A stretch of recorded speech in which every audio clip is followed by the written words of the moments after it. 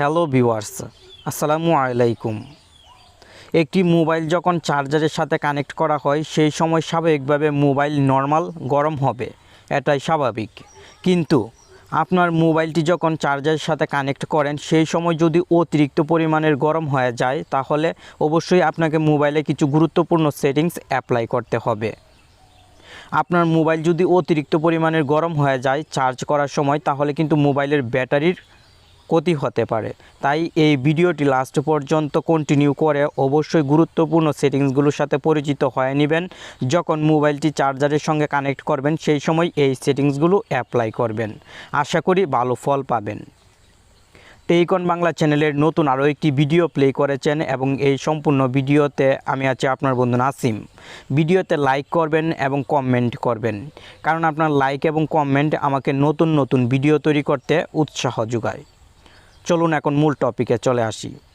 এখন আমরা দেখব কোন সেটিংসগুলো মোবাইলের পরিবর্তন করার পর মোবাইল চার্জারের সাথে কানেক্ট করলে অতিরিক্ত গরম হয় না। প্রথমে আপনি মোবাইলের নোটিফিকেশান প্যানেল উপর থেকে নিচ দিকে সোয়াইপ করবেন। এখানে পেয়ে যাবেন মোবাইল ডেটা এবং ওয়াইফাই।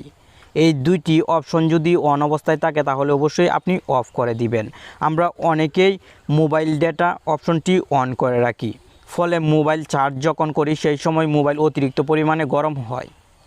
আপনি অবশ্যই ওয়াইফাই এবং মোবাইল ডেটা অফ করে রাখবেন। লোকেশান সেটিংস যদি অন থাকে তাহলে লোকেশান অফ করে দিবেন, ব্লুটুথ অফ করে দিবেন এবং পার্সোনাল হটস্পট অন থাকলে পার্সোনাল হটস্পটও অফ করে দিবেন। এয়ারপ্লেন মুড, আপনি যদি এয়ারপ্লেন মুড অন করে মোবাইল চার্জারের সাথে কানেক্ট করেন তাহলে মোবাইল অনেক ফাস্ট চার্জ হবে এবং মোবাইলের উপর যেহেতু নেটওয়ার্ক সিগন্যাল আনার জন্য এক্সট্রা প্রেশার পড়বে না, তাই মোবাইল হিটও হবে না। আমি আপনাকে সাজেস্ট করব মোবাইল চার্জ করার সময় এয়ারপ্লেন মুড সেটিংসটি অন করে দেওয়ার জন্য। এখন আপনি মোবাইলের সেটিংসে চলে আসবেন। নিচের দিকে যদি চলে আসেন তাহলে এখানে পেয়ে যাবেন এডিশনাল সেটিংস। আপনি এই এডিশনাল সেটিংসে ক্লিক করবেন এবং ডেভেলপার অপশনসে ক্লিক করবেন। স্বাভাবিকভাবে এখানে হিউজ পরিমাণ সেটিংস শো হবে। আপনি নিচের দিকে চলে আসবেন। ডো নট কিপ অ্যাক্টিভিটিস, এই সেটিংসটি অন করবেন এবং ব্যাকগ্রাউন্ড প্রসেস লিমিটে ক্লিক করে নো ব্যাকগ্রাউন্ড প্রসেসে ক্লিক করে দিবেন। এই সেটিংসগুলো অ্যাপ্লাই করে আপনি যদি মোবাইল চার্জারের সঙ্গে কানেক্ট করেন তাহলে আপনার মোবাইল অতিরিক্ত পরিমাণে গরম হবে না। আমি সেটিংসগুলো মোবাইলে আগে অ্যাপ্লাই করেছি এবং চার্জারের সঙ্গে কানেক্ট করে দেখেছি, ভালো ফল পেয়েছি, তাই আপনার সঙ্গে শেয়ার করেছি। আশা করি ভিডিওটি দেখে আপনি উপকৃত হবেন।